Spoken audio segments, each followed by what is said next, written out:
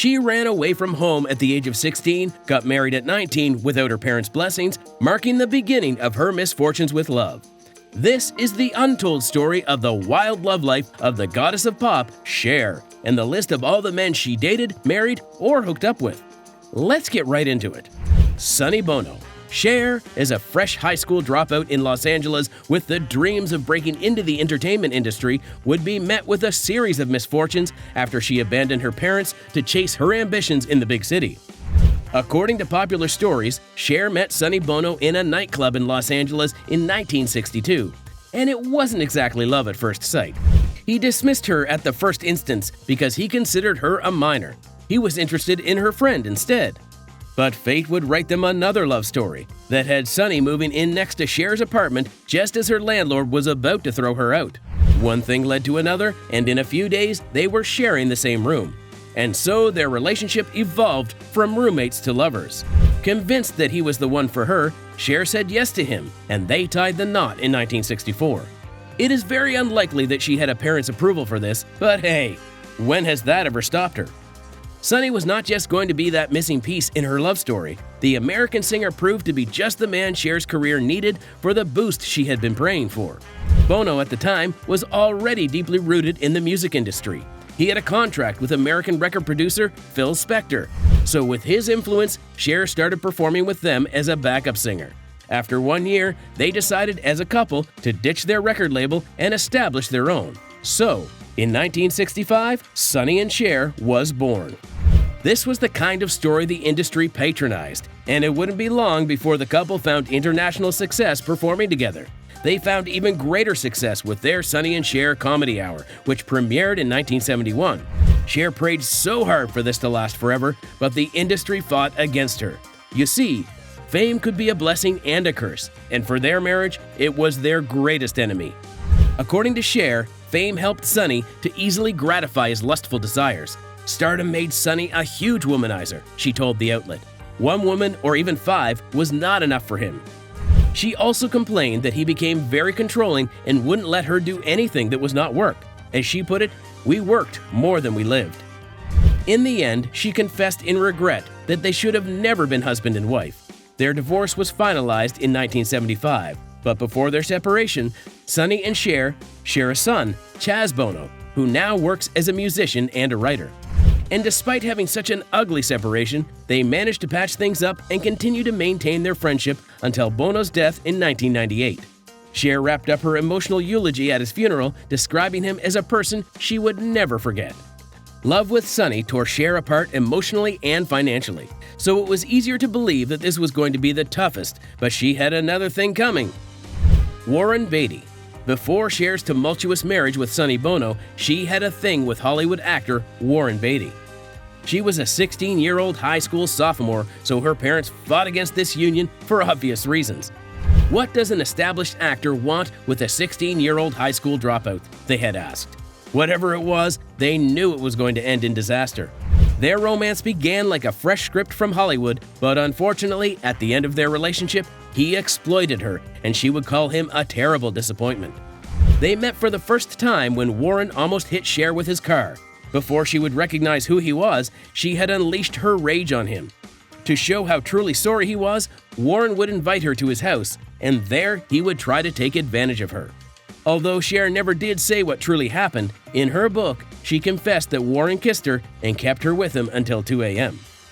The actor easily won her heart with his Hollywood charm, and from that day onwards, he seemed to be the only thing she wanted. She would even go against her parents' wishes to keep this relationship going. Which is why it was quite interesting to hear her say that she never did truly love him. According to her, she felt no romantic feelings for the actor. He was just a famous, charming movie star that she hung out with and had sex with. And she also had a lot of other bad things to say about Beatty. Warren had probably been with everybody I know, and unfortunately, I am one of them. I had pretty low self-esteem, and I had never been around men. She quickly dumped him when the next big thing came knocking, and as before, Cher believed that he was the one for her. But this was only her second relationship in the industry, and she would be forced to learn how love works around there. David Geffen. Before he came out as a gay man, David Geffen was reportedly in a steamy romance with the goddess of pop. A popular myth is that Cher was seeing him before she ended things with Sonny, and she would be the first he would share the stories of his sexual encounters with men. Though nothing serious ever happened after this, Cher still argues that they were so much in love with each other, and she was the first woman to share a bed with him. Gavin himself couldn't contain his excitement. After their first date, he ran to his therapist to break the news to him. And when things got rough with Cher in her legal battle with Sonny, he would step in and save the day. Although she did confess in her later interviews that David proposed marriage at some point, but as she had explained, she had lost faith in marriage. "I had just been married. I was just so frightened of it," she said. Greg Alman. Judging by the way her last marriage ended and how careful she was about entering another union, we all thought Cher had learned her lessons. But no. Barely a year after her divorce from Sonny Bono, Cher said "I do" to the Allman Brothers singer Greg Allman. And 9 days later, she would serve him divorce papers. Clearly, she was not ready for another marriage. But Allman played the right cards on her, and she bulged. Cher confessed that one of her problems with Greg was his addiction to drugs. He couldn't even recognize her voice when she broke the news of the divorce because he was stoned. It was really intense, but it's hard to have a marriage with someone who was doing drugs, she said. "Drugs and I were just never meant to be together. I thought it was stupid and still do." Cher meant business with the divorce, but Allman seemed to have mastered her weakness. So they reconciled and managed to keep together until 1979. And this time, Greg was going to be the one to push for divorce. In 1976, the couple welcomed their first child, Elijah Blue Allman. Allman's problems with his wife began after she reunited with Sonny for the Sonny and Cher show. It just didn't make sense to him. He only tolerated her after he learned that she was pregnant with his baby. The couple ended things for good in 1977, and Allman had something to say about living with the singer. According to Entertainment Weekly, Greg said this about being married to Cher: "There was no future for us because she has that constant paranoia of my going back to alcohol." In 2017, Greg died from complications of liver cancer. Gene Simmons. Even with love throwing its worst at her, Cher still refused to stop believing in it. You couldn't talk her out of the faith that there was not a happily ever after waiting for her somewhere there. And she was willing to fight heartaches and depression to get to it. As soon as she ended things with Greg, she started dating another musician, Gene Simmons, and this time she really believed that he was the one. According to her, love with Simmons was the best she ever had. The American musician also shared in this burning passion. He confessed, "I'm crazy about Cher, nuts about her. She's my first love."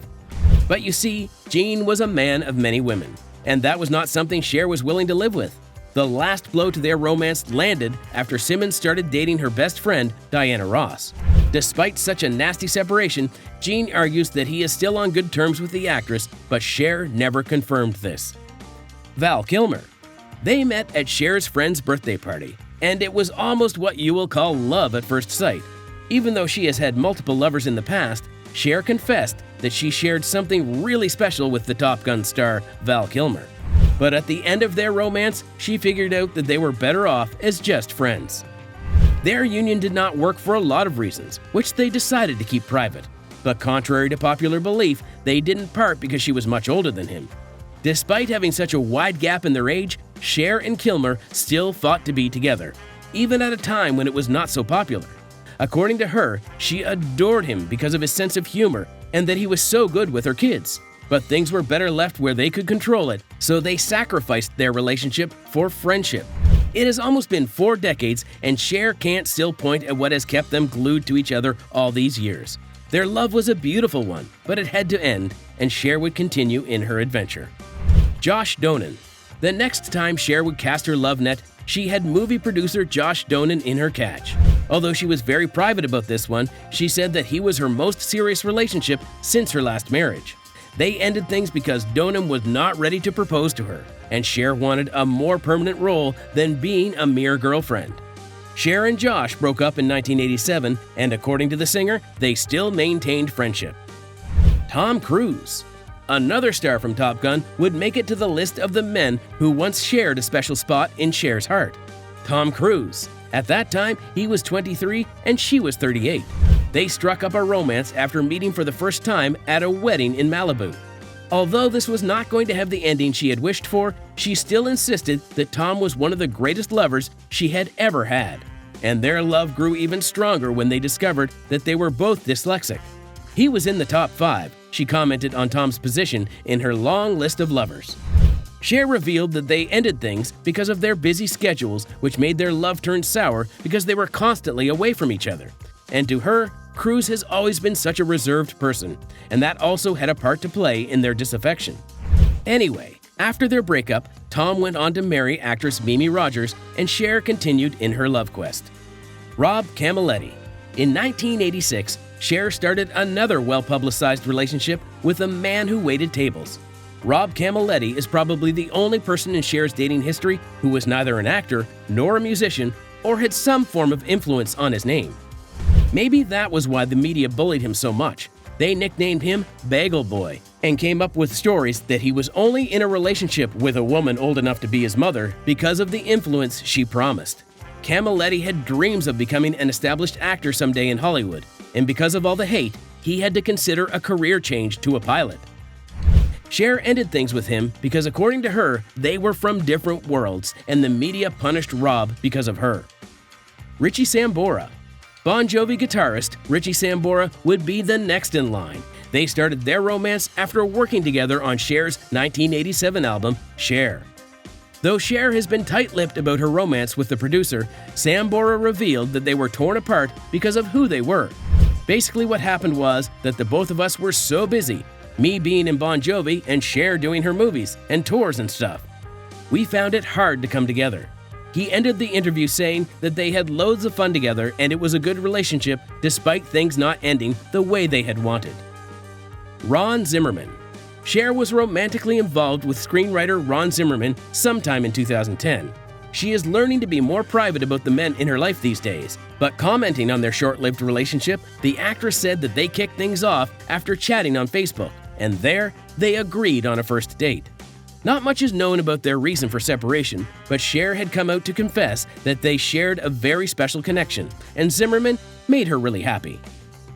Alexander Edwards. Cher raised so many brows when the news of her relationship with music executive Alexander Edwards was made public. He is 40 years her junior, and they started dating in 2022 after meeting for the first time at the Paris Fashion Week. Cher agrees that her latest relationship might be a little absurd, but they care for each other and share a lot of love, and that is the only thing that matters to her.